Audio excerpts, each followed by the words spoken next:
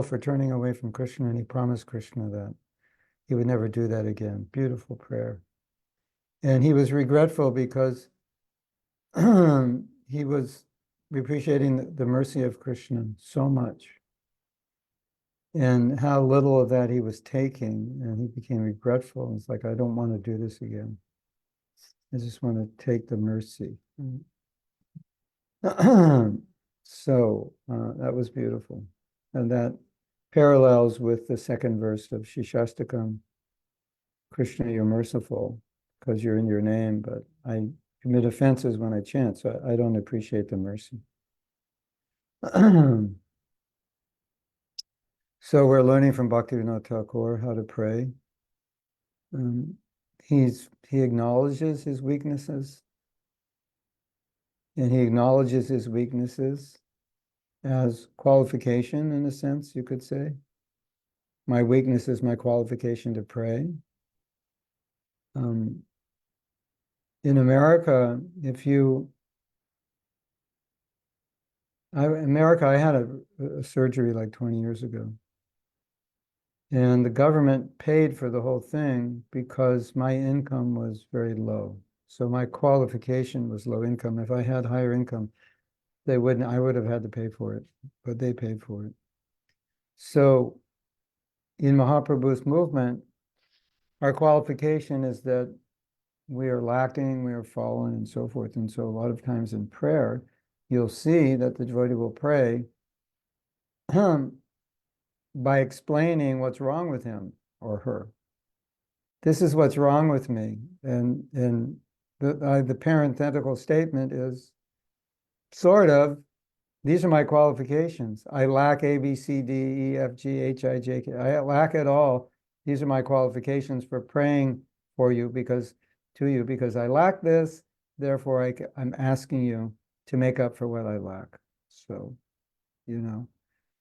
I don't think we should celebrate our lack of qualification, but we could, in this sense, celebrate it. That I get the welfare because I'm under a certain income, because I don't have the purity. I wasn't born in a Vaishnava family of 10,000 generations in the lineage of some great acharyas and so forth.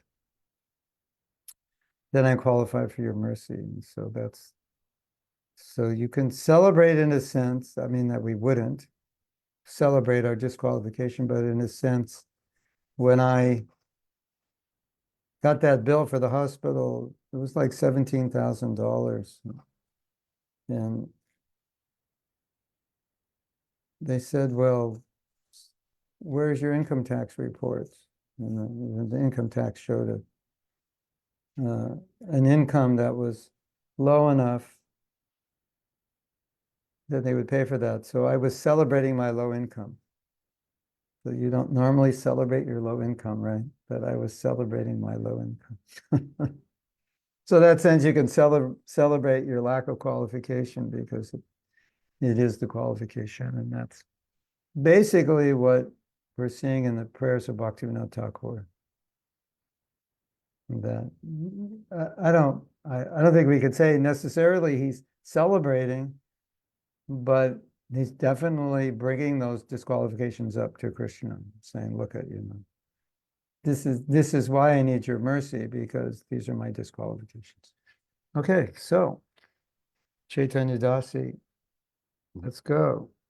This is a prayer called Intense Yearning, Lalasamayi. You'll find about this in Nectar of Devotion. Lalasamayi, or an intense yearning for the personal service of the Lord. This is further stated as follows in Bhakti Rasamrita Sindhu 1.2.156. Kadaham Jamuna Tire Namani Tava Kirtayan Udvaspha Pundarikaksha Vajai Shami Tandavam. O Pundarik Aksham, lotus-eyed Lord. When upon the bank of the Jamuna, with eyes brimming with tears of ecstasy and voice choked up with divine spiritual emotion, will I chant your holy names and dance like a madman. So, okay, there's more. The above verses from Bhakti Rasamrita Sindhu are examples of prayers made by devotees at various stages of sadhana. Lalasamayi prayers are made by a devotee in whom attachment for the Lord is already manifest. Samparthanatmika prayers are made by a devotee in whom attachment to the Lord is not yet manifest. These are prayers for awakening of one's attachment. Dainya bodhika prayers are expressions of feelings of humility and one's utter worthlessness for having not worshipped the Supreme Lord. We're going to go back and discuss these. So if you didn't get everything, just listen to what I'm reading now. We'll go back. Srila Narottam Das Thakur was a devotee of the highest order. Whoops. Okay, that was extra. All right. So Lalasamai means intense hankering. So devotees in, as is described here,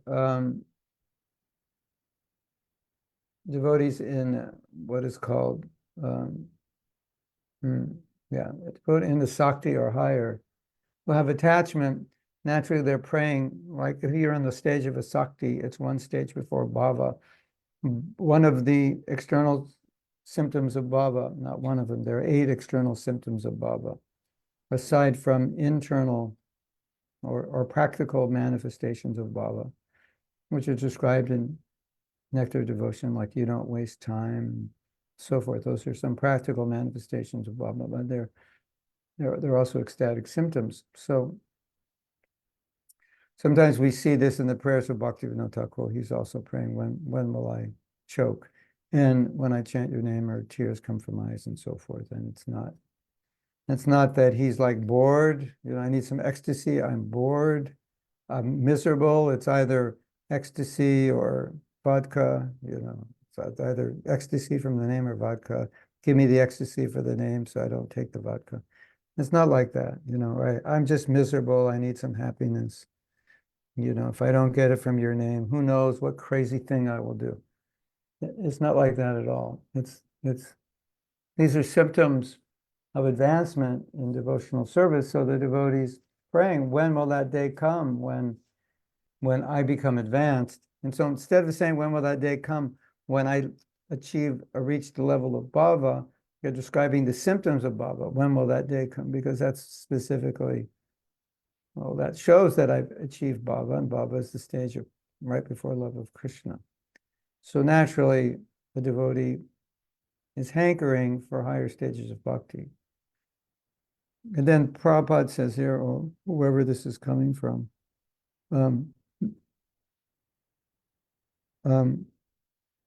some prayers are made by devotees who have an attachment for the Lord, and other prayers are made by devotees who don't have that attachment.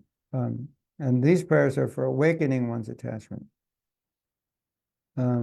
And then, as we were talking about, Dainya Bodhika prayers are expressions of humility and one's utter worthlessness for having not worshipped the Supreme Lord, kind of a lamentation. So we discussed that. So in either case, whether you're praying for becoming crazy in love of God, and that's like you're one hair away from that stage, and that's why you're praying for it. Or as Prabhupada said here, you're praying to awaken attachment because you all have attachment to pizza and ice cream. And as we said last week, Netflix and chocolate, that's where your attachment lies.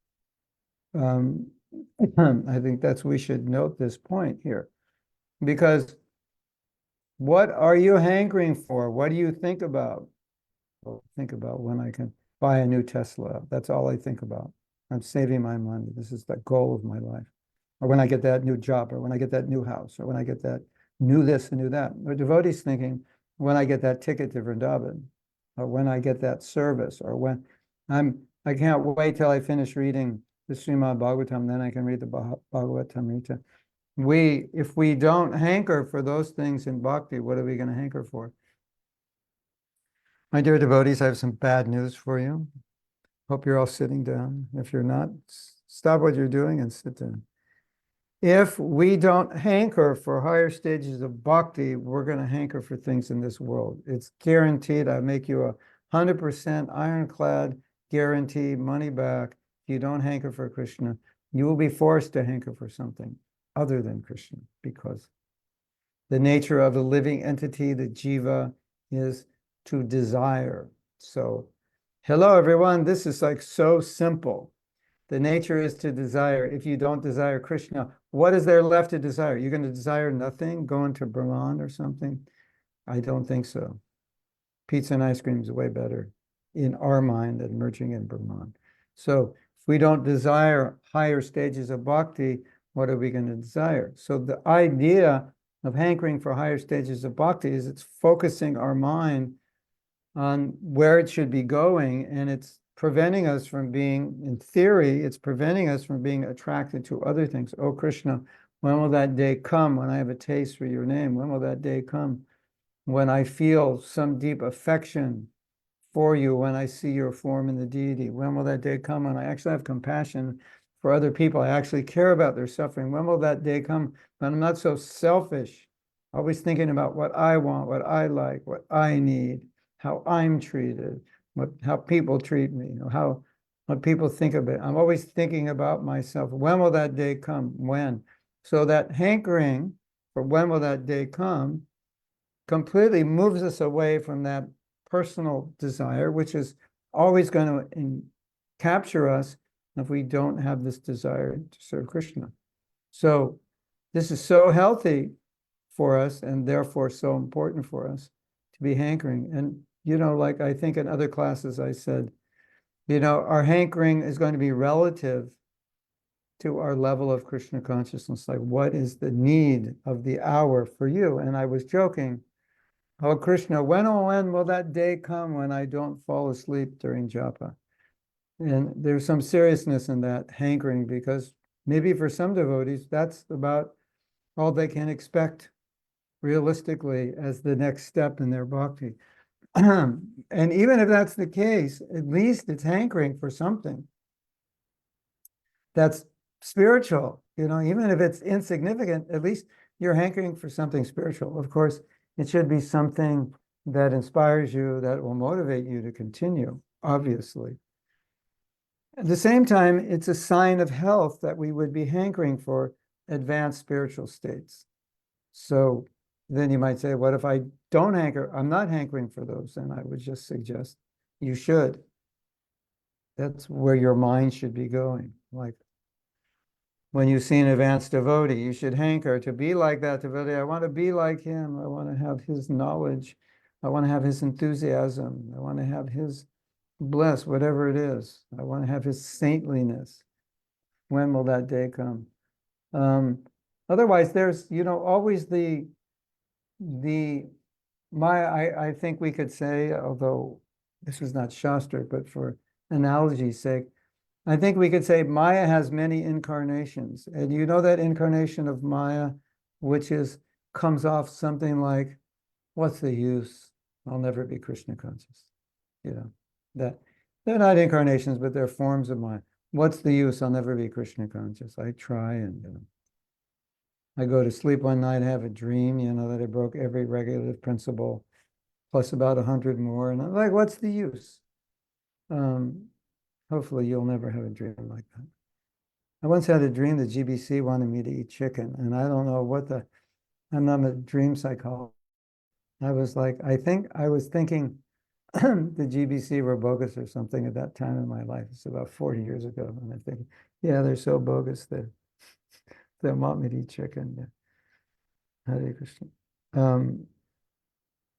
But you know what I'm talking about. Like, Maya comes in different forms. And one form to watch out for is the form of what's the use, discouragement, what's the point, I'll never be Krishna conscious, which is much, much different than what's being described here, don't you think?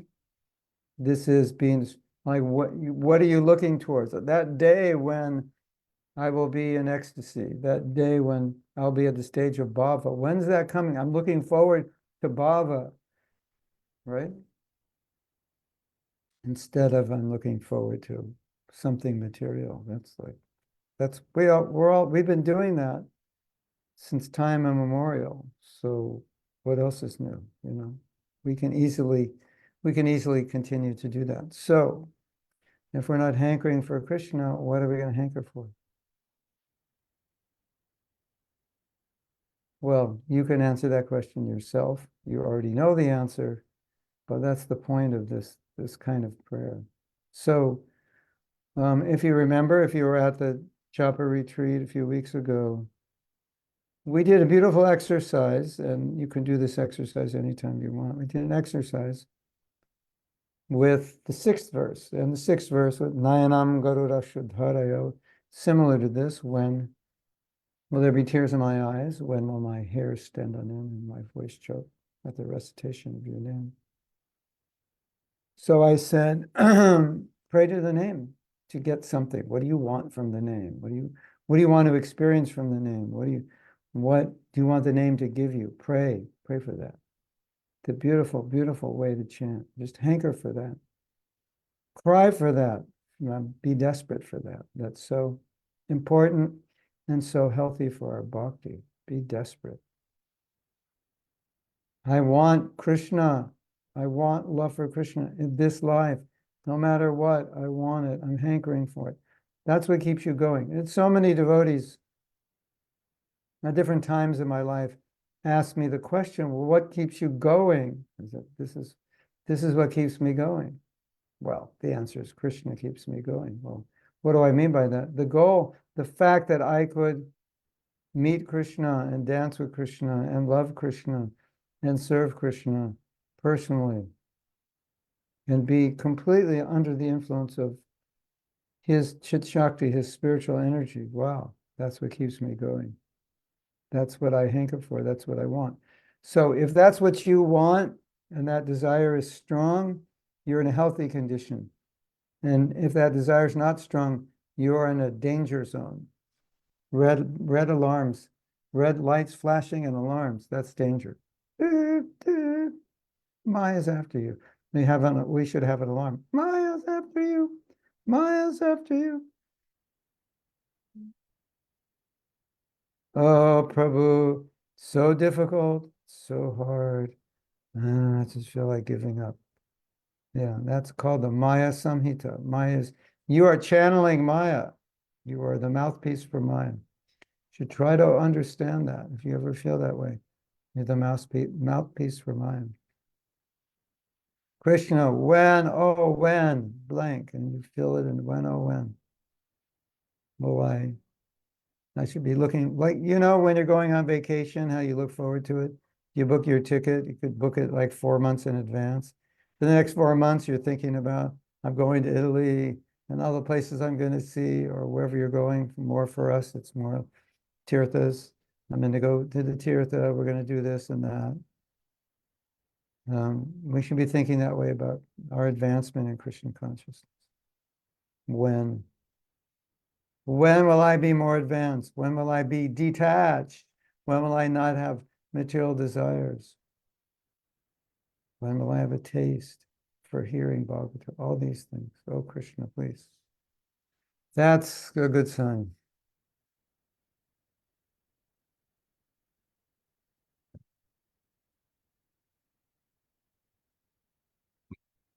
Prabhu, I've been reading the Maya Samhita. Well, the Maya Samhita has been, I don't know, seems like there's this recording going on in my head called the Maya Samhita.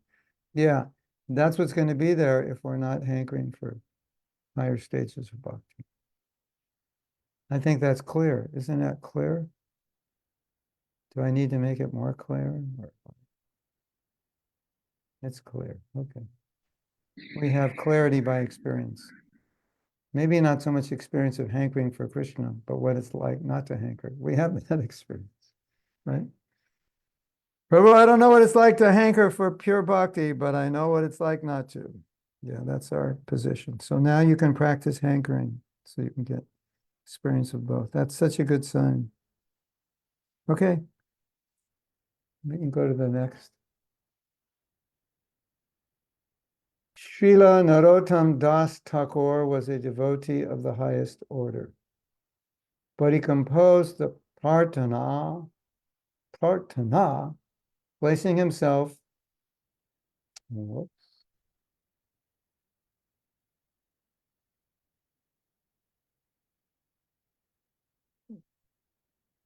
placing himself on the level of a conditioned soul who is crying out for the mercy of the Lord because of his forgetfulness since time immemorial. Thus, various moods are displayed throughout the collections of these 57 prayers. The recitations and singing of these prayers will invoke dormant loving feelings towards Lord Krishna. So does that mean the previous, well, I'm not sure what prayers are being referred to here, but this one, O Pundarikaksham, that must have been Narottam. Yes? Let's go back and read that prayer. When upon the bank of the Jamuna, with eyes brimming with tears of ecstasy, and voice choked up with divine spiritual emotion, will I chant your holy names and dance like a madman. So maybe it's referring to that.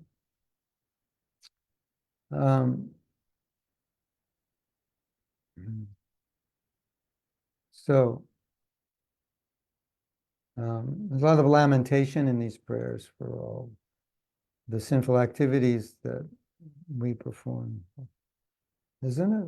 It's a kind of a normal theme. I've done so many horrible things.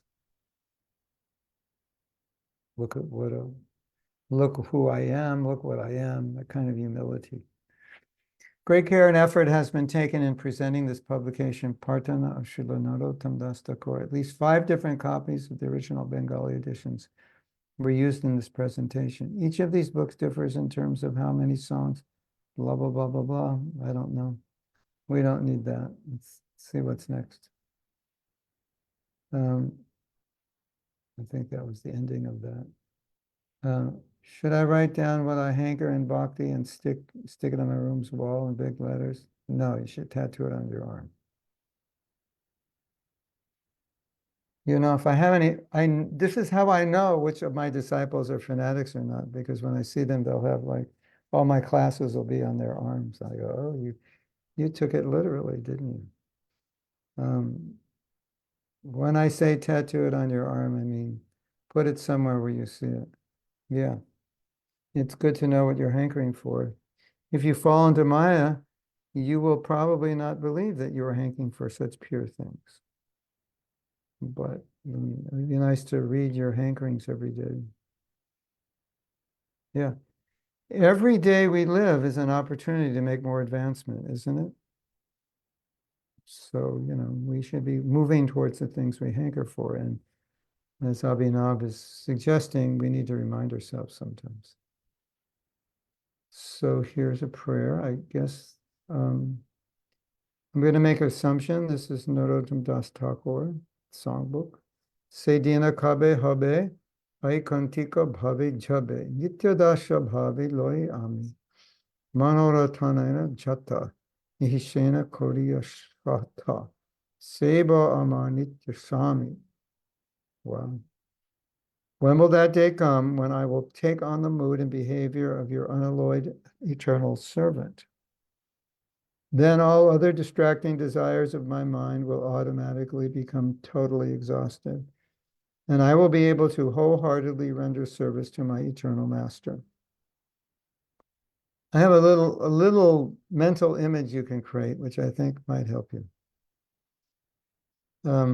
Yesterday, I was thinking about a huge problem that many devotees have, and it's a problem for me also that they have this problem. And the problem for me is sometimes it's difficult to explain to them the depth of and the width and depth of the problem. Bhaktivinoda Thakur. So, as we know what the problems are in the material world, and it centers around attraction to the opposite sex.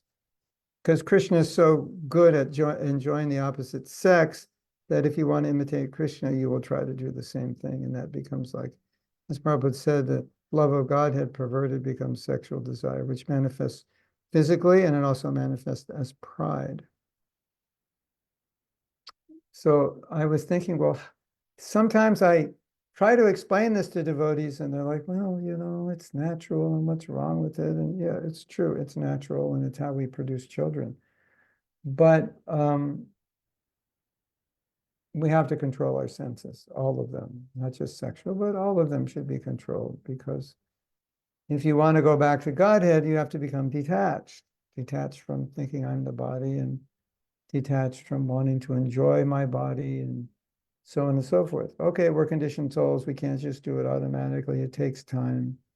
Yes, yes, yes. So then I thought, well, maybe we can create this mental image. The mental image is of an arrow that goes up and an arrow that goes down. So we're in the material world, and everything we see should have an arrow that goes up on it, which is the arrow that is going back to Krishna. So when I'm looking at something and I'm thinking of it in a certain way, it's got an up arrow. And I can be looking at that same thing in a different way, and it has a down arrow. Down arrow means you're going down or you're remaining in the material world. Up arrow means I'm going back to Krishna, right? So let's say you see something and you really like it, and it's your weakness and your temptation, and you want to enjoy it. Swoop, down arrow. That's where you're going now. And if then you think, I'm trying to go back to Krishna in this life, so I should give this up. I shouldn't try to engage with this if it's something that can't be engaged with, if it's something sinful or something entangling that's not healthy for you. Then you put an up arrow on it and say, well, I have to deal with this thing with an up arrow. And dealing with this thing with an up arrow in many cases would be not dealing with it at all, just detaching from it or engaging it. So we're putting up arrows or down arrows on everything, aren't we? Isn't it? Like everything we look at, it's either got an up arrow, it's either going to be used in Krishna's service and take us up, or it's either going to entangle us, right? So carry a big pile of up arrows with you, and everything you see that is starting to attract your mind, put an up arrow on it and say, no, I am in this world to go back to Krishna. I will use this thing to go back to Krishna. Or if it's a person, I will help this person go back to Krishna. I will not take this person for my enjoyment and exploitation. I put my up arrow on this person. I put my up arrow on everything. And sometimes, as I said, the up arrow means I just have nothing to do with this. It's not of use or interest for me anymore, because my whole life is about going back to Godhead. Now, another way of looking at this, or you could ask a question, if my life is entirely dedicated, if my life were 100% dedicated solely to going back to Godhead, nothing else, what would I do differently, or what would look different in my life? And you might want to start making those changes. We're trying to get perspective. You need to try to get perspective. What should I do with my life? Where should I go? What's my priority? All right, well, start with this. My life's for going back to Godhead. If that's my goal in life, then would I be doing anything differently? Yeah, the first thing I could suggest we do differently is probably chant better rounds. What do you think? And make sure we're hearing every day, that we're not offending devotees, and we're doing service, and we're engaged in our dharma, doing something in service. What is our mission? What is our contribution? Isn't it? So think in terms of, if my life were solely dedicated to going back to Godhead, and that was my sole purpose, nothing else, what would be different? Everything would have up arrows on it, that's for sure, wouldn't it? Okay, after class, go to a store and buy your arrows. Or just anyway. You can think now, wherever you go, I've got to put up arrows on this. So just, I like that, it's so beautiful. Put an up arrow on it. No, not for me. Or we'll use that for Krishna, not for me. Right? What about when we get sick and can't chant japa? I was listening to my godbrother today, and he does a question and answer session every week with his disciples. And he's quite learned. So I find it interesting to listen to his answers. And someone said, I get really sick and my rounds are really bad, almost like not even worth chanting. So same question that Tali is asking, what about when you get sick? And he gave a great answer. And I totally support his answer, and I will tell you his answer. His answer is, don't get sick. That solves the answer to your question, Talia. Don't get sick. Because once you get sick, there is no answer to this question. Here's the question. This is like the worst question you ever want to ask. What's worse? What's worse? Bad japa or no japa? You just don't want to ask that question. Because when I'm sick, it's either no japa or bad japa. Yeah, okay, well then the solution is don't get sick. Take better care of yourself. How could I not get sick? Well, take better care of yourself. Knowing that bad japa that's what happens when you chant. When you get sick, excuse me. So we have a problem. One devotee wrote me and said, I'm fallen into Maya. I don't want to chant my rounds, so I watch TV while I chant. So Prabhupada said, well, and I told her, I said, well, at least it's good you're still trying to chant. You haven't given up on chanting. That's good, right? And then I said, imagine you came over to my house to talk to me, and while you were talking to me, I was watching television. What would you think? You probably think, well, this is useless. He's not listening to me. So yeah, the answer is that japa is useless. But what's not useless is the fact that you kept your vow. But in terms of your japa, it's useless, pretty much. And it's only useful because you haven't given up not chanting. So the question itself is like, if you're ever in a position where you ask that question, you're in big trouble. What's worse? No japa or bad? My japa is so bad, it's almost not worth chanting. So that's when you ask that question. What's worse? Bad japa or no japa? If you have to ask that question, my dear devotees, you are not in a good place. That's all I can say. What's worse? No japa or bad japa? They're equally bad. Choose your poison. If you're going to have to choose your poison between the two, I don't know. Prabhupada wants us to follow our vows, but then we're like offending Krishna by following our vow. It's just like it's bad anyway. Any way you look at it, it's bad, isn't it? Yes, it's bad news. Yeah. Hmm. Yeah. So, my dear devotees, our life is meant for going back to Godhead, isn't it? Yes. Is that why you're here? Is that why you became a devotee? No, Prabhu, I became a devotee because I like pakoras. Okay. After we feed you plenty of pakoras, then we sit you down and tell you your goal of life is to go back to Godhead, in case you didn't know. That's what we're doing here. The Hare Krishna movement. So if you want to get more pakoras, you're going to have to want to go back to Godhead. At least have that understanding that that's what we're doing. Retorno a la Dios. Yeah. Retorno a la Dios. That's it. Back to Godhead.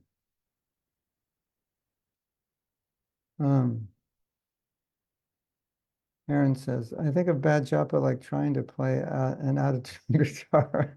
It will sound bad, but at least you try and tune the guitar back. Yeah.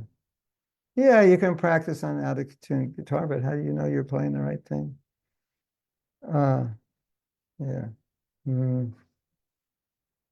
No, see, there's a bigger problem. Yeah. Not only out-of-tune guitar, but there's another problem. This is the problem that I am concerned with.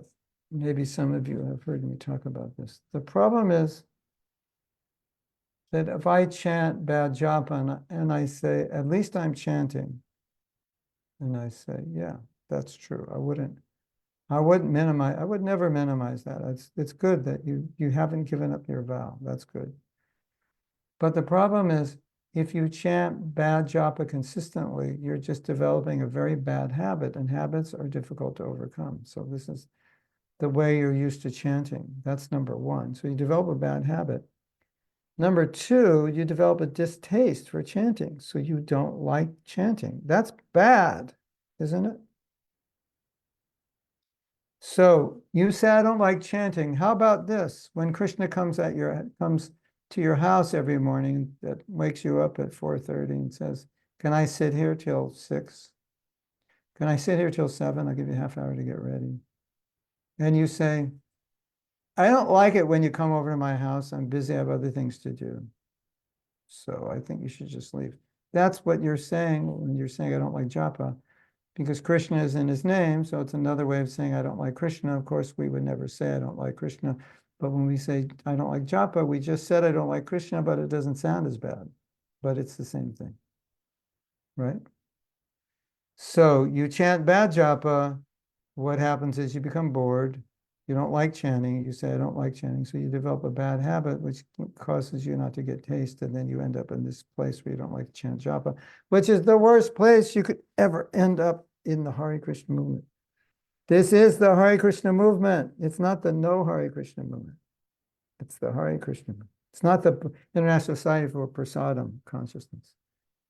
Although that's okay, but it's for Krishna consciousness. Doesn't that make sense? Like I always think of this. If my japa gets below a certain level, all kinds of sirens go off in my head. Said, don't do this because you're going to get used to chanting like this. And this chanting is not good. It's not good for you. It's not good for your relation with Krishna. It's not good for your guru. It's not good for your disciples. If I chant bad rounds, I have like no realization. What's my realization? Yeah, japa is difficult. I don't like it. Just struggle through it. That'll be the best realization I could offer you. And that would be a disservice to you, wouldn't it? Yeah, Prabhus, I know japa's hard. Yeah, it's hard for me also. I don't really like it, but I do it. You just got to do it. Just, just do it. Yeah. Like, wow. Who'd want to join that movement? The just chant Hare Krishna movement, even if you don't like it. Yeah, of course, that's there, but that's not the goal. And that's not where a devotee who's advancing should be.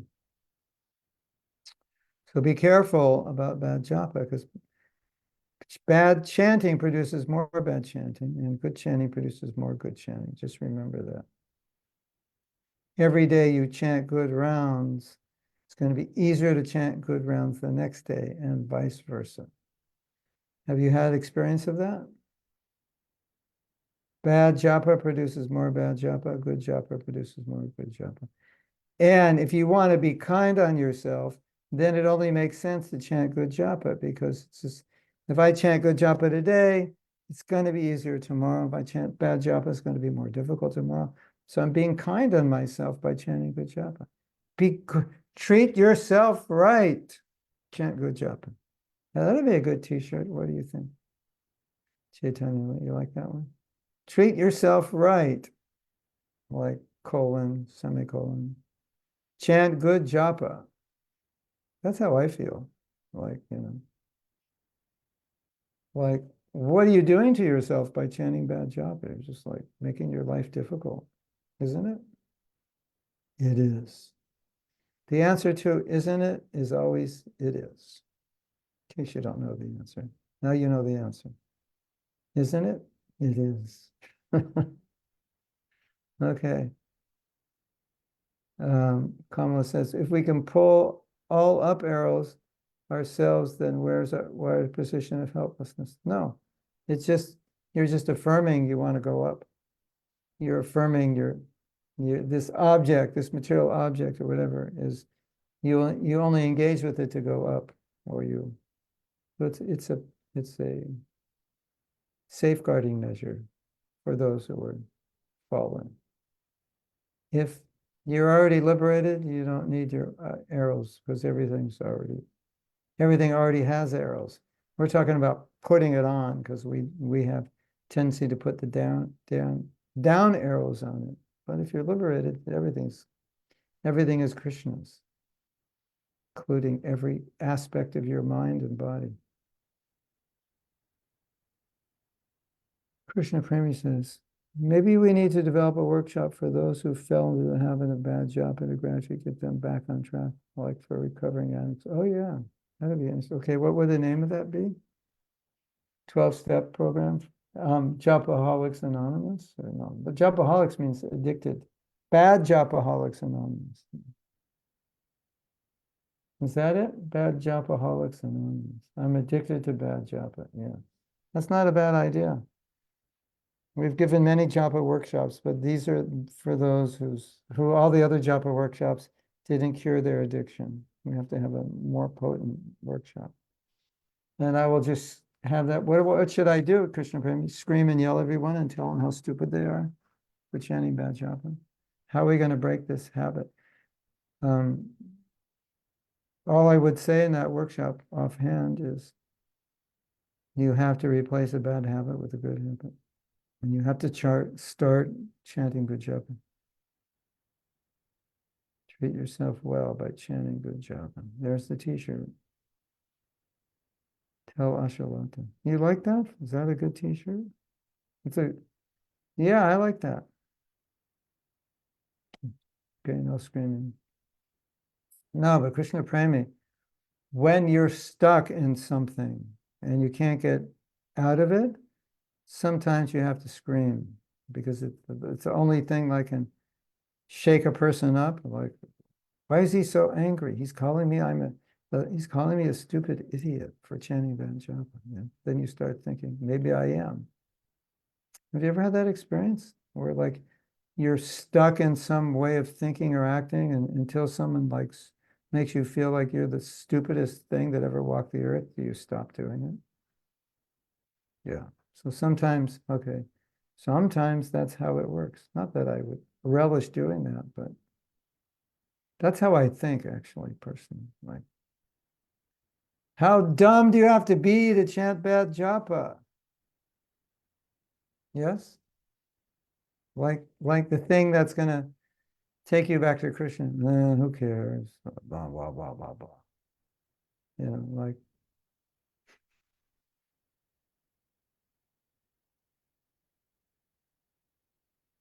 Now, ladies, you have read somewhere, I'm sure you've read this or heard this in a class, that you are less intelligent. Of course, it didn't say who you were less intelligent than, but the connotation is you're less intelligent than the person giving the class, because generally women don't give classes about how women are less intelligent. So it must have been a man who gave the class, isn't it, normally? Well, that's because normally men give the class, because we know they're more intelligent. That's why they give the classroom. But if you chant good japa, my dear ladies, then you're going to be the most intelligent devotee in ISKCON. And if you chant bad japa, you will be the most unintelligent. So if anyone says women are less intelligent, you say, but not the ones who chant good japa. They're the most intelligent. And all those guys who chant bad japa, they're really dumb because they're missing the opportunity to go back to God. What do you think? Not that we want to have a comeback in a battle, but at least you can think like that. Whoever surrenders to Krishna, according to Prabhupada's books and according to Krishna himself, whoever surrenders to Krishna is intelligent, and whoever doesn't is not intelligent. Have you read that before? You know, fools and rascals and mudhas, and you've heard that, right? Asses, you know that word. You know, it's right in the Bhagavad Gita about Narodhama, Mudha, lowest of men, asses, like that. It doesn't, it says men, the lowest of men, fools. It didn't say women, it said men. So men who don't chant good japa are fools and rascals. And women who chant good japa are the most intelligent. What do you think? Sound good? And if anyone asks me, well, are women less intelligent? I'll say, not my disciple women, they're the most intelligent. Wow, what did you do? They chant good japa. Anyone, Lord Chaitanya said, Sumedasa, one who chants the holy name, he's the most intelligent. Okay. Radhavinoth says, how do I crawl out of the rut I'm in where I have to choose between bad japa and no japa? I need help on another level. Is there hope for me? Yeah, don't put yourself in a situation where you have to make that choice. Yeah. How come you're in that choice? Well, I have 4 jobs. I start work at 4 a.m. and I finish at 11 p.m. Yeah.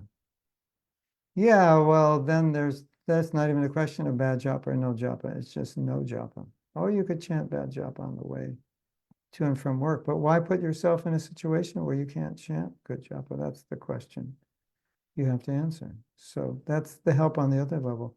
Don't put yourself into, if you get sick, that's another thing. But otherwise, don't put yourself into a situation where you're forced to chant bad japa. That is not intelligent, is it? So being intelligent means to make sure you're in a situation where you can do your sadhana well, right? That would be intelligent. Yes? And if I allow all these things in the world to like surround me, bury me, then I say I can't chant good japa because of A, B, and C. Not good. And what you say might be true, but you allowed those things to happen, or if unless they're unavoidable. But if you had some choice in it, then you can choose better. Yes? Yeah, good.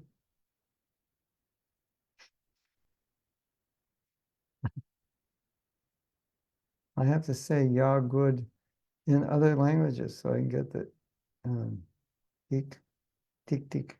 Okay, okay, tick, tick. Parmeshwari says, I have a friend who struggle with bad japa. Is bad japa related to low self-esteem? Could be. If we tell them they are stupid because it makes it worse. Oh, yeah. I guess I can only tell you guys because you understand what I'm saying. But if we say it to the world, like somebody's going to put a reel now. If you chant bad japa, you're stupid, and then they get like a million enemies, right? That's a very good point. No, this is how you say it, Parameshwari. You don't say they are stupid. You say it's stupid to chant bad japa because A, B, C, D, E, F, G. These are the reasons it's stupid. And it's smart to chant good japa, 1, 2, 3, 4, 5, 6, all the reasons. And then they can say, I guess I'm stupid. And you can say, yeah, but you can stop being stupid. No, you're going to say, no, we're all stupid, but we can all stop being stupid. How do we know we're stupid? Look in the mirror. You have a body, that's proof. And how do we know we're not stupid? Because we are determined in this life to not have another body. And if I have a chance to get out of this world and I'm like, whatever, that's not smart. Parmeshwari, if you just walk down the street, there's a government office, they'll give you $100,000 and you say, yeah, but I'm kind of tired. It's like, I don't feel like getting out of the house. It's cold outside. And what would we say? That's stupid. We would try to convince you. Not that you are stupid, but the way you're thinking right now is stupid, right?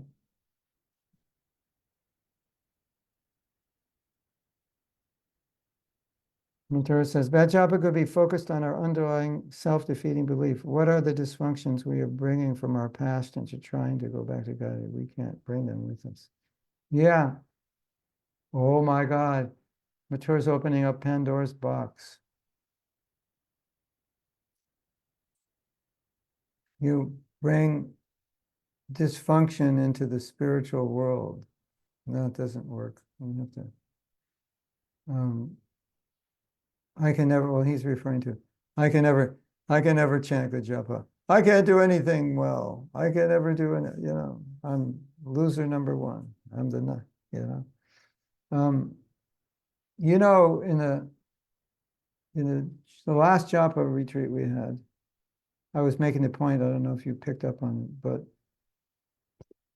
the holy name is victorious, and anyone who chants the holy name becomes victorious. So even if you have this belief that I can never be purified, I would say, okay, that belief's okay. You can never be purified, but it's special blessing of Mahaprabhu, the holy name can purify you. So you could say, I can never be purified, but you have to say, without the holy name, I could never be purified. And another point I made, I think I'm getting confused because I just did another 2 japa workshops where I made this point. But another point, beautiful point, is you're already Krishna conscious. So I can never become Krishna conscious. No, you could never become because you already are. So there's no becoming. So if you ever think you can't become Krishna conscious, that is a false premise because you don't become Krishna conscious, you uncover it. So can the holy name uncover Krishna consciousness? Yes or yes? So that's all we're talking about. So this self-defeating belief, as Mathura is saying, it's not connected to the reality of philosophy, it's connected to one's personal condition. So if you say, I could never be Krishna conscious, it's connected to your personal condition, isn't it? Because you are Krishna conscious by nature, and the holy name, Padam Vijayate Sri Krishna Sankirtan, is victorious. What does it mean?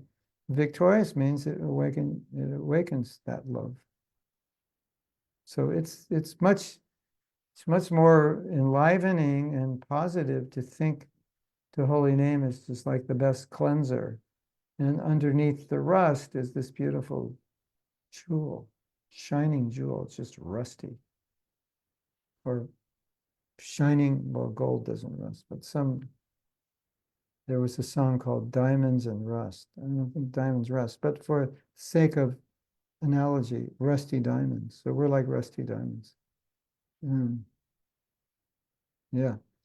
My dear devotees, the dysfunctions we have as individuals can create lots of problems for our bhakti.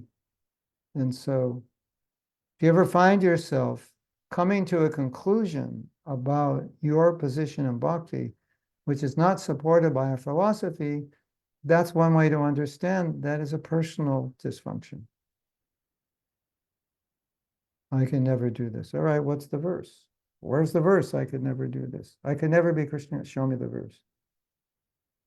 And then you know, the Bhagavatam is really interesting because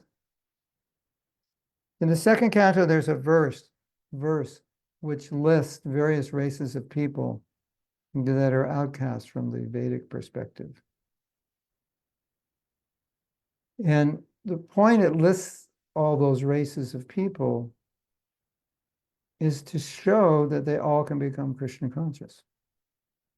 So it lists the Russians, the Chinese, the Europeans, the Americans, the these and that's. They can all be Krishna conscious. So that's what the Shastra says. So if we have any other thought, it's coming from some personal conditioning, not from the transcendental perspective. And so that's how lights should go out. Oh, that's me. So why do I think that way? Well, maybe, when I was growing up, someone told me I was a loser. And so that's just what I think about myself. And I brought that to ISKCON, and I still think like that. All right, well, that's not helping you. Why chant? Well, losers don't chant good japa, right? And I'm a loser, so why should I try? It can be as simple as that.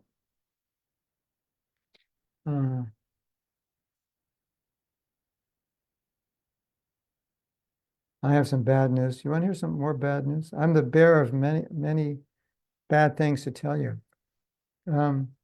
If you're emotionally immature, then you think how you feel is reality, despite reality. And if reality comes to you, you deny it because it doesn't coincide with how you feel.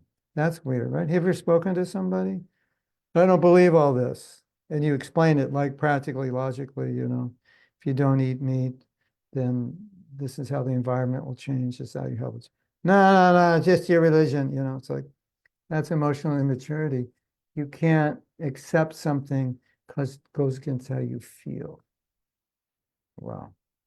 That's pretty bad, isn't it? To bring that to your spiritual life, like denying things which are true. So then someone tries to tell you something about yourself, you'll deny it. No, no, it's not like that. Because it doesn't make you feel good. So you become defensive, which is not good when some learned devotee is trying to help you. So, I mean, we could give like 150 classes about each psychological dysfunction and how it affects your Krishna consciousness, which would be extremely interesting. We'd probably all bloop by the end of it thinking, oh, I've got all 150, it's useless. I give up.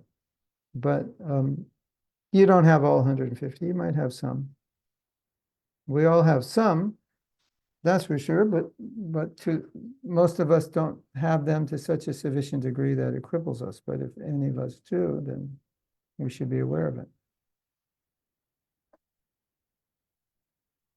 A lot of times when devotees come to me with problems, the first question I'll ask is, did you have this problem before you were a devotee? Because I just want to know if it's circumstantial within ISKCON, like something happened and you just feel this way circumstantially, or is this how you felt before you were a devotee? Which is helpful for that devotee to recognize. How can you bring a horse to water, but you can't make it drink? How do I force the horse, me, to drink the water of the holy name as much as I know? Find someone who likes to chant and sit next to them when they chant. Every day when you wake up, Radhavina, tell yourself, don't be stupid today. Chant good rounds. That doesn't work. Go to the temple. If that doesn't work, knock on the door of the most advanced devotee in the temple and say, I need to chant japa with you. If that doesn't work, Vrindavan, move to Vrindavan. If that doesn't work, then I would say, maybe you're just going to have to suffer more in the material world until your desire becomes stronger. Really, the bottom line is just our desire to be Krishna conscious. So how about this, Radhavina?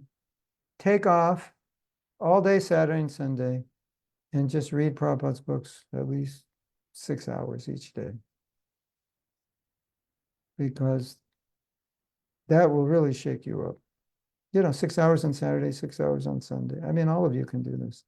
Just read it and see if that doesn't help, like give you the impetus. Because if you have the impetus, you can solve so many problems, right?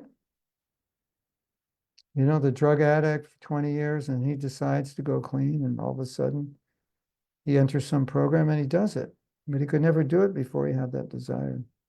So study Prabhupada's books deeply. It should give you the desire to want to improve. Kamalochan says, we can definitely practice chanting purely, but it's stated that the jiva, when obtains the mercy of Vladini Shakti, then only can Shuddha memorize. It descends on the tongue, which is purified through practice. Yeah. So how do you get mercy? Well, this godbrother that I was listening to today he said, we do sadhana, we work hard for what purpose? To get mercy. So it's like the working hard in itself is not always what is producing the result. It's getting the mercy because we attract mercy by working hard. So you practice chanting properly, avoiding the offenses, and then you'll get the mercy. The Vladini Shakti will come and bless you.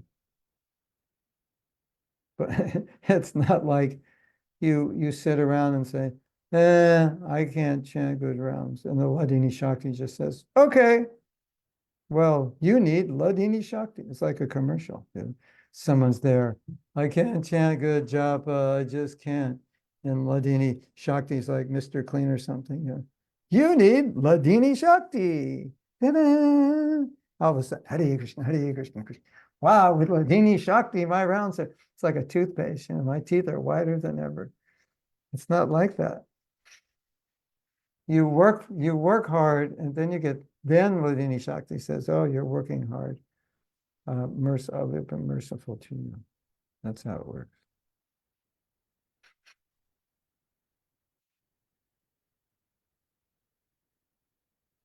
Samdarshini says, it's asking the questions, what core wounds are subconsciously running in the background, hindering you in becoming Krishna conscious. Yeah, but the problem is, it's not always easy to understand what those wounds are, unless you know something about psychology. So you need to take coaching from Samdarshini so she can tell you, right? Talk to her. It could be one of the most depressing conversations you ever have, once you find out what's wrong. No, here's what I say. You have a problem, and you go to a doctor, and he says, the problem is this, and you take the medicine, it doesn't cure it. And you go to another doctor, and he says, yeah, you have this problem, but it's the wrong medicine. He gives you another medicine. Doesn't cure it. You go to another doctor, says, that's not the problem. Problem is this. He gives you the cure, doesn't work. Go to another doctor. No, they're all wrong. This is the cure. Have you ever done that? Have you ever been in that situation? Well, maybe you're too young for that to happen. But actually, you don't even have to be that old for that to happen. So it's frustrating, right? So aren't you happy when you finally go to the doctor and says, this is it. He gives you medicine, and he's like, wow, it's getting better. You figured it out. And the thing he figured out was maybe not what you wanted to hear, but you're happy he figured it out. So you may not be happy to find out what's wrong with you, but when you find out, then you can actually cure it. My dear devotees,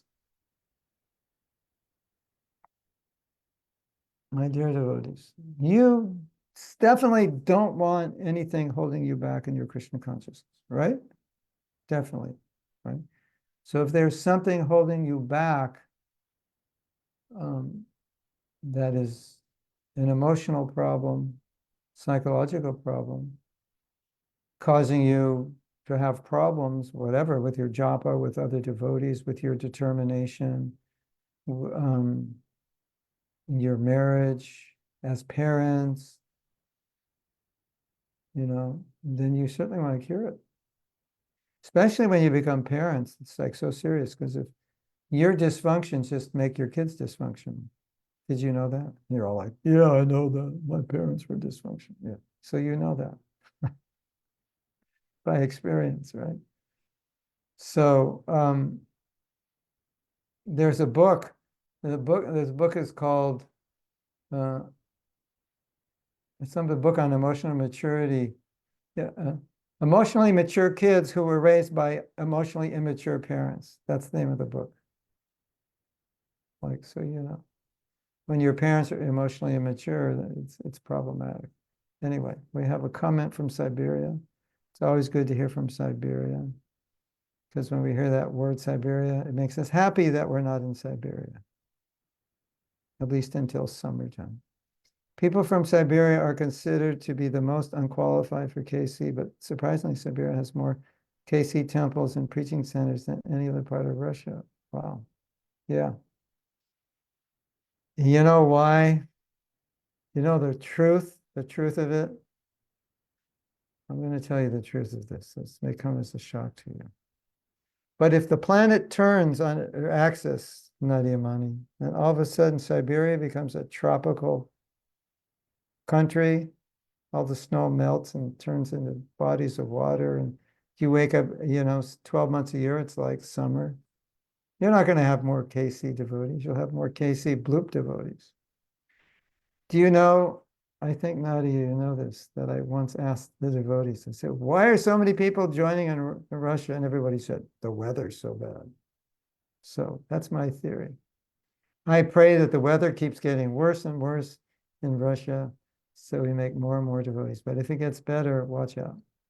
And you may think I'm just joking. I'm dead serious. The weather has a lot to do with it. Well, I guess I'm wrong because Nadia says even the weather gets good, everything else is so bad. Okay, that's good.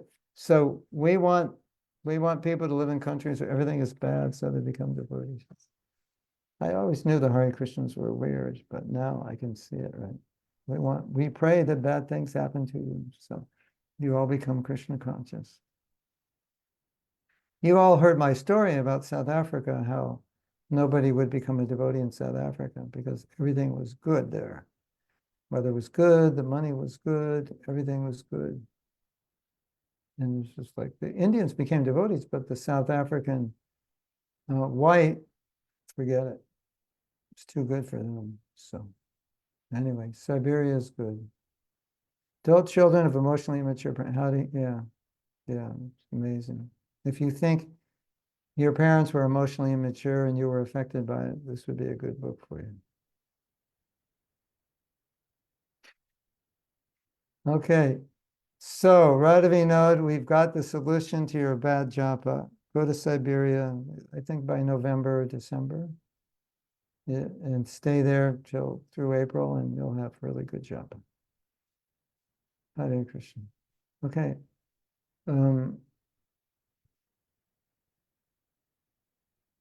Unfortunately, these things are true. And we should chant amazing rounds even in Hawaii, in paradise, right? Even in Siberian summer, when it's beautiful, we should chant good rounds. We should not be so affected, but difficulties sometimes help us. Okay, let's read some more. You can post the next, whatever it is. Prayer, maybe?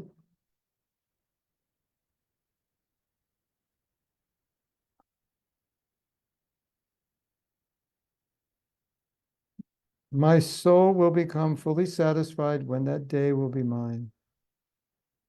My heart will be chaste only to you, and it will exhibit such a service attitude which flows from the core of the heart with uninterrupted devotion. Bhaktivinoda Thakur, Bhaktivinoda says that he will thus live eternally absorbed in such a delightful flow of ecstatic, loving service to Krishna. So this is what he's looking forward to. In other words, he's hankering, and then he's telling Krishna, this is what I'm hankering for. And then he's saying, I will only be satisfied when I achieve this. This is Krishna likes to hear that. It's nice. Because basically you're telling Krishna, I'll only be satisfied with you. You know, ladies, isn't that what you want? When you find a man, isn't that what is the clincher when he says, I'll only be satisfied with you. You're the only one I could love. I wouldn't be attracted to any other women. Right? Isn't that what you want? So when you tell Krishna, this is the only this bhav will satisfy me, that's very good. So Bhaktivinoda Thakur here, he's adding something we can add to our prayers. Krishna, when will that day come? When? And you fill in the blank. And then at the end of that, you say, this is the only thing that will satisfy me. You know why that's beautiful? Because it's a reminder of what will satisfy us. Have you ever thought something other than Krishna will satisfy you? I'm going to guess the answer is yes. Now, if you tell Krishna, nothing but pure bhakti will satisfy me, that's powerful. Powerful for us to state that, to remind ourselves. That's what he's doing. And also, my dear devotees, I don't know if you've been thinking about this, maybe you have. But when you make a prayer to Krishna and you say to Krishna, it's like, oops, I just told Krishna that you are the only thing that'll satisfy me. Now I can't hanker after anything else because I told you you're the only thing that'll satisfy me. And if I'm looking for satisfaction somewhere else, that means now I'm lying to you. That was a bogus prayer. So once you say a prayer to Krishna, if you're chaste to that prayer, then it chastens you to that prayer. It's like, oh, like in the retreat, we said, tell Krishna, I don't want to chant bad japa. So now when you chant bad japa, oh my God, literally, oh my God. I told Krishna, I'm not going to chant bad japa anymore. And now I'm chanting bad japa. And I really want to chant bad japa because it's so easy to chant bad japa. I don't have to do anything, but I can't because I told him I'm not going to chant bad japa. Has that happened to any of you after the retreat? Like, it was harder to chant bad japa because you realized that I told Krishna I'm not going to chant bad japa. And if that hasn't happened to you, then please tell Krishna, at least I'm going to try to avoid bad japa because I feel regretful for having chanted bad japa. And it's really powerful if you follow through on it. So anything you say in a prayer and you take it seriously, anything you mean, then when you start acting in an opposite way, you remember, oh, I told Krishna I would never do that. It's really powerful. Don't you think? Of course, you're thinking, yeah, but I'm not going to pray all these things because then I might do them and I'll go against my word. No, but that's the point, to pray so you don't go against your word, because if you're praying for, it means that you don't want to, that's why you pray, because you don't want to do that. Or you do want to do that, you pray for that. So if you're in that space where you're willing to pray for something or something not to do, then that prayer becomes very powerful because you committed to Krishna. Even here, as we're reading, just saying, Krishna, I want this. This is the only thing that will satisfy me. Just saying that, it's like a reminder to yourself, a note to yourself. This will satisfy me. Message to self, note to self. Only bhakti will satisfy me, nothing else. And I told that to Krishna. How can I look for anything else other than that? Because I've already told him that. Chaitanya Dasi says, these verses seem to be from Bhaktivinoda Thakur's Ami Se Dushta. Ami Se Dushta sounds like I am bad. That's the name of I am. Ami is I, Dushta is man or Dushta. Oh, horrible mind. Oh my horrible mind. Oh, this horrible mind. Yeah. Anyway, whatever. Okay. You want to go to the next one?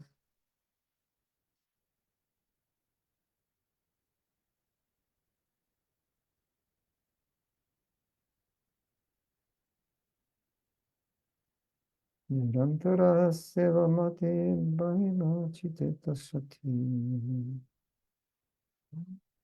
Shanta hobe atmamo. We have more? Chaitanya? Down? Oh, I don't see. Oh, okay. Seems that these verses are, yeah. Hari he ami se dushta mati ne dikiya anyagati. Oh, my dear Lord Hari, I am most fallen, and seeing no other alternative, I have taken full shelter at your lotus feet. O Lord, now I have finally understood that you are known as Jagannath, Lord of the universe, whereas I'm but your eternal servant. So here it's kind of like, all right, I've been around long enough and suffered enough. I've suffered myself into knowing that if I don't take shelter of your lotus feet, it's going to be more suffering. And I finally realized I'm your servant because everything I do in the mood of I am master doesn't work. So, kind of like I've got beaten by Maya into understanding that your feet are the only shelter. That's fine. It's like the guy who cheats on his wife and suffers and comes back and says, I'm sorry that I ever left you. That was stupid. Or the woman who cheats on her husband. That also happens. Yes. question from Achyutananda. If we are mostly practicing KC because we're suffering, what happens when we leave our body and see the heavenly planets or the spiritual world? Once all suffering is removed, what happens to our KC if the suffering is what motivated us? Very good question. That motivation is very low level of motivation. But the hope would be that that motivation brings you to the point of ruchi. So now your motivation is taste. So, just to be motivated by suffering is a very unstable situation, because then it's like you need suffering to be detached. Oh, Krishna, I'm becoming attached again. Bring in some suffering. Otherwise, I'm in trouble. That's a very insecure position. So Krishna uses that suffering to push you away from Maya, but the hope is that you'll become stable in Krishna and attached. So the answer is, if you don't become attached and motivated by something more than suffering, then without that suffering, you won't be Krishna conscious. And so, I once thought about this and I thought, well, I have two choices. One is my own willpower to move towards Krishna, and the other is Krishna kicking me in the rear end. And so for two reasons, I chose willpower over than Krishna kicking me in the rear end. One, it hurts, and two, why bother him? He's got better things to do. So I can just do it on my own. And then I don't have to make him my servant, because devotee doesn't want Krishna to serve him. And so we know Krishna will cause some situation if we're weak. But then a devotee thinks, well, I don't want to bother Krishna. He's got other things to do. Why does he have to come down and adjust my whole life so I get a little kick in the pants to remind me that I was walking in the wrong direction? Better I just walk in the right direction. It's less painful and it's more devotional. What do you think? You want Krishna to serve you? If you go through so many stories about Krishna serving the devotee and the devotee just being completely frustrated that Krishna served him. No, don't serve. I don't want you to serve. No. So that's the mood of the devotee. We don't want Krishna to serve us. And when we fall into Maya, Krishna comes and saves us. So, of course, we want him to save us, but better don't fall. Then he doesn't have to save you. This brings up another Achyutananda Dasa. This brings up another interesting point. I have a question for all of you. Have you ever become detached from something, and the reason you became detached from it is because you suffered with it? Has that ever happened? Like after a bad relationship, what is your mantra? That's the last relationship I'll ever. Yeah. And so you think you're detached, but you're not. You're suffering, and the suffering is producing detachment, but you're not actually, it's external. When the burning of the sore wounds, you're like, okay, let's do this again. So I'm not saying there's something wrong with it. I'm just saying necessarily anything inherently wrong with it. I'm just saying it's an interesting question to ask yourself. I'm detached from A, B, and C. Am I really detached for it, or am I just burned out by it? In other words, the reason I'm detached from it is I can't enjoy it. And every time I try to enjoy it, I suffer. But if I could enjoy it, would I be attached to it? Or am I actually renounced? Am I actually transcendental, detached from my advancement in Krishna consciousness? Isn't that an interesting question to ask? Because when you look at what you're detached, you ask, am I actually detached? Or am I just frustrated? Like I can't enjoy it, so I gave up on it. Like someone says, I don't want money. Yeah, you couldn't have it if you tried. That's why you say you don't want it. Just so you don't feel guilty by the fact that you couldn't make it. So you say, oh, I'm detached, I don't care about money. Yeah, that might be true, but it may not be. It might be that you can't make money, and that's just how you appease your mind, saying, I don't care. Have you ever done that? I don't care anyway if this doesn't happen. Yeah, you care a lot. It's just not going to happen. So you tell yourself you don't care, but you're not actually detached. You're frustrated. So many of our younger men took sannyas. They thought they were sannyas material. Maybe they just didn't like women. Maybe they were adverse to women. Maybe they did like women, but it came out as aversion and they thought they were detached and they took sannyas and then they got married. That's a good example, don't you think? I'm a renunciate. Why? So I hate, why? What's the proof that you're a renunciate? Oh, these women, I hate them. Well, if your renunciation is based on hating women, then we can make bets on how long your renunciation is going to last. Maybe I can make some money off you, because I understand this. I'm going to give you 4 years or 3 years or 6 years, right? But if it's real, that's not a problem. And if renunciation is real, it doesn't manifest as aversion, right? Isn't that how you know when someone's not renounced? They're very adverse. They're always talking negatively about this and that. And you think, this is a problem. This devotee, he's always talking bad about this. He must be attached. And naturally, we think he must be attached to that. When he's talking bad about it, because he's trying to be detached because he likes it. But you actually have to transcend aversion and attraction, right?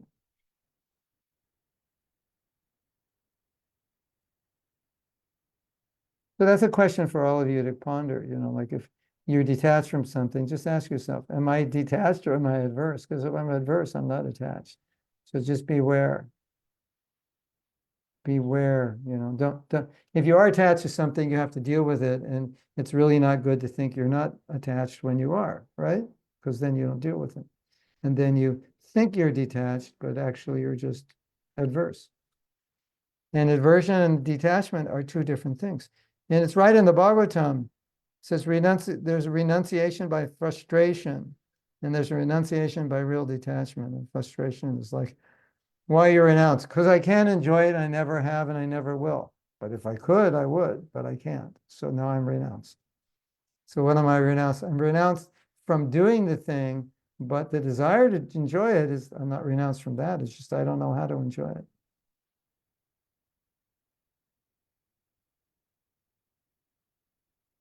Correct? Okay. It's a good question, Chutan. That's a very good point. It's almost like sometimes you'll ask yourself that question and you'll get puzzled and say, I don't know if I'm actually detached or adverse. Sometimes it's difficult to understand, but so some honest inquiry, of being a little detached inquiry. And in some cases, someone might say, yeah, I'm adverse, and that's how I remain attached, is better adverse than attached. And that may be there, but that is not ultimately the way you want to be the rest of your life, right? You're actually, you're always telling yourself, this is ugly, I don't like it. But inside, it's like, this is beautiful, I like it. Have you ever done that one? It's like you're trying to convince yourself, I don't want it, it's bad, I don't like it. That all that's happening is you're just trying to balance your attachment. That could, last for a while, but all the brahmacharis could have skeletons of women in their rooms, chant japa in front of them. But would you recommend that? Would you think that's weird? What if you heard in the brahmacharya ashram in Bhakti so-and-so Maharaj's ashram, all the brahmacharis are chanting, not in front of deities, but in front of skeletons of women, just to realize what that woman's body's made of. Would you think that was weird? Would you go to your local GBC and say, you have to stop this. This is ruining our movement. Yeah, you'd think it's weird because it's aversion, an extreme aversion. And you would think if they're actually detached, they must not be real brahmacharis because a real brahmachari wouldn't have to do that. Okay. Is that all right? Something to think about. And then we'll get another question. What if I want to be a brahmachari? I'm not real. Can I get a skeleton? Well, you can, but temporarily. That's going to save you this year, but not for your whole life. Abhishek says, I have prayed to Krishna once, Maro bi rako bi yo kinchu toma. But on the other day, please, I hope you don't make this thing happen in my life. I hope you have a Maro bi rako bi means you can protect me, you can kill me. Yeah, but Abhishek, you didn't want the protection part when you prayed that way. This is not, all right. This, if you're, when Bhaktivinoda Thakur says Marubi Rakobi, it doesn't mean he's suicidal. It just means I'm giving my life to you. So if your life is so miserable and you just don't want to live, this is not the prayer for you. The prayer for you is Krishna, help me. Krishna, help me get out of this state of consciousness. Yeah. So he's saying, like, okay, this prayer by Bhaktivinoda Thakur, Marobi Rakobi, you can kill me or you protect me. All right, so maybe you don't want to say it because you don't believe it, or you don't feel it, and it would be artificial. Marobi Rakobi, Yokichotoma. That's the song. You know that song? Manasa deha geho yokinchu mo arpilantu apade nanda kishore marovira komi. I think yoichatama. I forget the next line. Yeah. Okay, so now the first thing you should do if you want to sing that song is like try to understand what Bhaktivinoda Thakur is saying. He's describing surrender. You know, like surrender means whatever you want to do with me, you do with me, like 8th verse of Shishastakam. All right, so how many of you are on the level of the 8th verse of Shishastakam? If you are, raise your forearms. Okay. Do you know that story, Janava Mata, that like once showed forearms? Do you know that? You heard that story? Janava Mata became the guru. After Mahaprabhu, she was like the head Acharya Rani. And she once manifested forearms. And so some people say, well, you know, if women want to be gurus, they have to manifest forearms. Yeah, so men only have to manifest 2, but women 4. Okay. That's interesting. Hare Krishna. So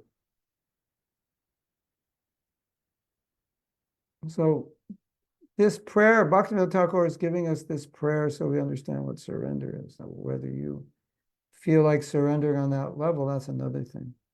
So then when you sing the song, the prayer is, as we have said many times, the prayer is, when can I feel like this? That's the prayer. Krishna, give me life, kill me as you like. When can I feel like this? Mm. Mm.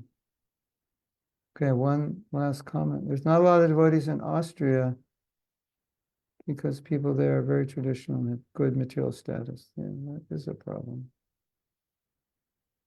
How do we avoid premature renunciation? By understanding your level of renunciation. Women manifest 10 arms when they take care of the house and family. There's no question of 4 arms. We already have 10. Okay, I surrender. Okay. You can all manifest your 10 arm forms. All right, it's time for japa. Oh no, japa.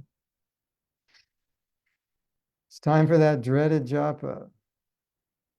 Do I have to chant japa? Can't we do something else? I'll chant later. I don't want to chant now. Hare Krishna. We need a book, Chaitanya Dasya, 108 excuses for not chanting japa. And 108 times you write, I'll do it later. That'll be the book. I'll do it later. Okay, you take over, Gormani. It's all yours. I'm going to disappear. Well, I'll disappear from you. I won't disappear from the universe. Yet, not yet. Okay, Hare Krishna to all of you. Srila Prabhupada ki jai. Oh, Premanandi. His Grace Mahatma Prabhu ki jai.